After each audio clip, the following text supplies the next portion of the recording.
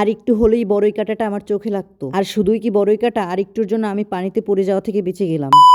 Hello everyone, সকলে কেমন আছেন? আজকে দুপুরবেলা আমাদের এখানে প্রচুর পরিমাণে বাতাস হচ্ছিল, আর আমি শুধু একটু পর আম গাছের দিকে তাকাচ্ছিলাম যে আমগুলো বাতাসের কারণে আবার পড়ে যায় কিনা। এত বাতাসের ভিতরেও আমি ভিডিও শুট করার জন্য ঘেরের দিকে চলে গিয়েছিলাম। আমাদের ঘেরে একটা বড়ই গাছ আছে, তার নিচে অনেক বাতাস থাকার কারণে বড়ই গাছের কাঁটাটা সামনের দিকে ঝুঁকে গিয়েছিল, তবে আল্লাহর রহমতে কিছুই হয়নি। আর এইখানে ক্যামেরাম্যান ছিল আমার বোন। কাঁটাটা যখন আমার সামনে চলে আসলো তখন আমার বোন চিৎকার দিয়েছে, তবে চিৎকার দিয়ে সে কি বললো আপনারা নিজে একটু শুনেন। আরে আটটু হলে আমি পড়ে যাইতাম।